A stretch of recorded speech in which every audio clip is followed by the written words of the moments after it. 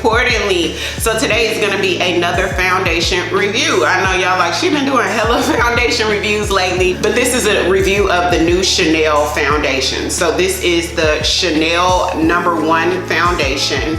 I got it in the color BD121. And I actually wanted to start off by giving you guys a little bit of information as far as the claims of this foundation. So I got this information from the Chanel site. It's saying the product is a buildable foundation with a luminous finish, enriched with red camellia oil and moisturizing ingredients. So it's supposed to be really good for the skin. The formula softens the skin and helps protect against environmental aggressors. The complexion appears plump and naturally more beautiful. Day after day, skin takes on a youthful glow. So there are agents in this foundation that's supposed to give you a natural, more youthful glow over time. It's saying the #1 Chanel line seeks to minimize its environmental impact with sustainably developed formulas that contain up to 97% naturally derived ingredients. Each product is housed in environmentally sound packaging for reduced carbon footprint, guys. So yeah, the site does recommend that you apply it with your fingers. So those are the claims of the foundation. It did have a nice fragrant smell to it, like a very luxurious, almost florally smell to the foundation, which was actually very pleasant. Like applying the foundation, it just made putting on the foundation very pleasant. That's a first for foundation. So yeah, if you want to see how I applied the Chanel foundation and my final thoughts, then keep on watching. Okay, so I'm gonna start off. So it's just a cap that comes on top of it, and there's a pump, which we like. So I'm gonna start off with 2 pumps because this consistency isn't like, it's not that thin at all, which I don't know, I assumed that this product would be like thin. So I did watch the videos on the Chanel site on the best way to apply the foundation. And I think I saw 1 or 2 videos on YouTube, and the way that the company explains it to you is that it's best to apply with your fingers after skincare. And so typically when I do foundation reviews, I like to use no skincare really underneath, because I like to see how the product works on bare skin before I add primers and moisturizers and things like that, just to see like, does this foundation stay matte on my skin? Does it tend to get oily? And I'll know which primer to use for best results. But because they had more than 2 or 3 videos saying, you know, use after skincare and apply with fingers, like, okay, I just assumed it would be like a really thin product, but it seems to have a decent consistency. Like it doesn't, when I apply the product on the back of my hand, it's not runny at all, it stays in place. So it's sort of like that medium consistency. So let's just go right in with the Beauty Blender sponge. I'm not gonna use my fingers like they recommended, but because obviously it's a more lighter, medium type coverage, I'll use a Beauty Blending sponge and not a makeup brush. I like to start off in the places where I need the most coverage first, and just sort of bounce off those areas. Okay, it's definitely a light to medium coverage. For the thickness of the foundation, not that it's super thick at all, don't get me wrong, but for the thickness of the foundation, I thought that it would have a lot more coverage than this, but it's not like I'm looking for a whole lot of coverage either. There's definitely a smell to this foundation. The smell is, it's like a floral fragrance. It's not like that strong floral fragrance like the Huda Beauty foundation, but there is an undertone of a floral fragrance, and it is very pleasant, you guys. Like, it smells very luxurious. Like, it's an undertone. It's not like a super aggressive smell or anything like that. As I'm applying it, it makes me feel like I'm in like a high-end department store trying out makeup for the first time. That's what this puts me in the mind of, with, you know, this scent coming across my nose on the sponge. It just feels like, you know, like you're in a luxury department store trying out makeup. Okay.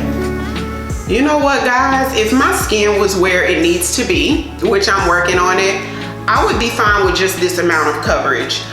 but I can see all of my pigmentation through here just because I don't have the clearest skin. I don't have the clearest skin, I just don't. So because of that, I'm gonna go back in with one more pump, and we're just gonna go where we need the most coverage. And that's all I'm gonna do, y'all. I'm gonna use concealer for anything else.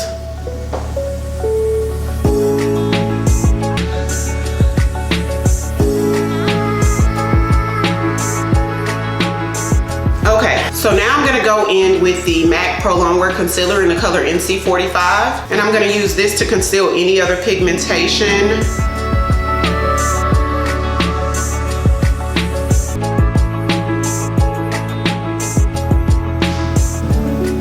For the rest of my routine, I'm going to pretty much use what I used on my last few videos.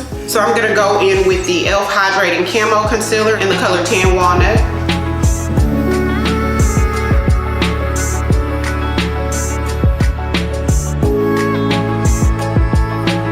I'm gonna let this sit for about 60 seconds and then start blending from the bottom, lightly fading upward.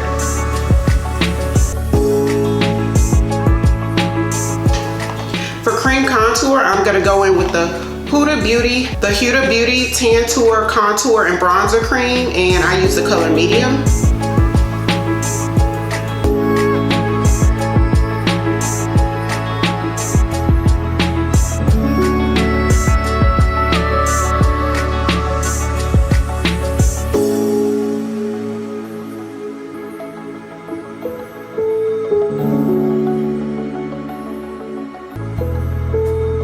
Gonna lighten it up just in the inner corners a bit with another e.l.f. Hydrating Camo Concealer, and this one is in the color medium beige.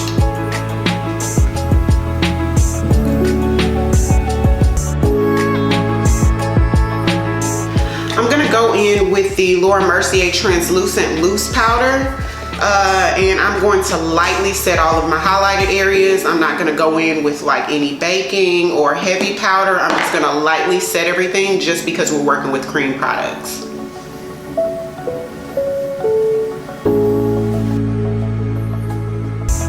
Taking a big fluffy brush, I'm just gonna go ahead and buff the powder in.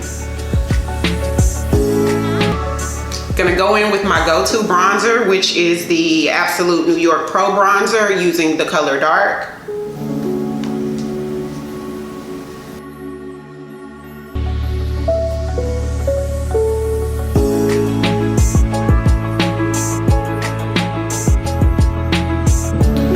For blush today, you guys, I'm actually gonna use an eyeshadow. I'm gonna go in with the LA Girl eyeshadow palette that I got from like my local drugstore a couple months back. And I'm going to use that bottom medium reddish brown color and just go in and use that as blush.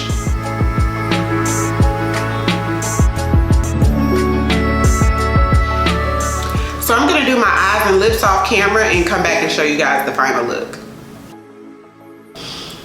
Okay, y'all, so this is the final look. The products that I used to finish my face will be down in the description box along with everything else that I used in this video. So I'm gonna wear this foundation all day. It is 11:30 a.m.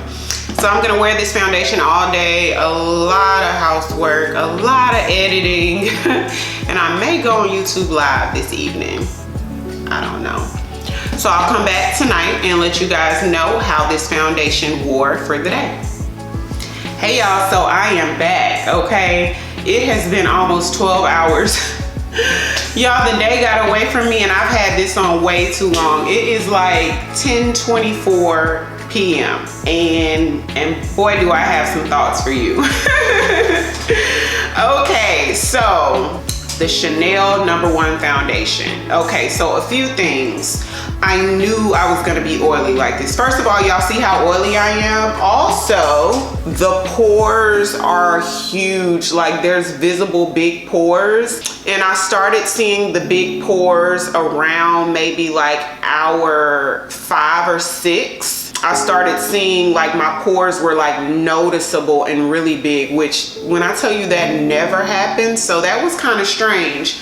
But the thing is the formula has camellia oil in it, and it's supposed to be moisturized. So I knew this was something that was gonna be really oily, right? Also, the foundation has oxidized quite a bit, which I noticed maybe like 3 hours or so later, that it oxidized and got darker, like darker and redder over time. The thing about that is, when I originally went to the website to check out the foundation, I noticed that they only had like 5 colors in like dark skin tones or African American skin tones, and I was like, wow, I think the shade range has about 20 shades and only 5 of them for us. So, you know, being that I did find this color that looked pretty much like my exact color, I was like, okay, that's cool, but what about everybody? I know everybody's not gonna fit into those few shades, and a couple of those colors looked a little janky.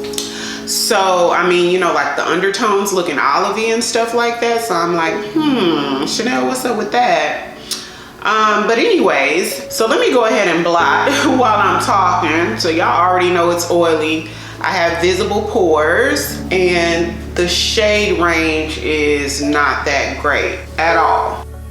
But I will say this, I still think this is an absolutely beautiful foundation. My skin looks very, especially like after, you know, I hit the oil with my napkin, it's just a very creamy, buttery looking skin, and that's what I love in a foundation. It's just, the skin looks youthful. There's a plumpness to it, and I just love how like creamy and smooth the foundation looks. Like every hour I feel like that part of it is a little bit better, but you know, it has the oil in it that helps with that. So I would say if you're somebody that wants to go with this foundation, definitely your skincare beforehand, you need to use a mattifying primer or something that's catered a little bit more for oily skin.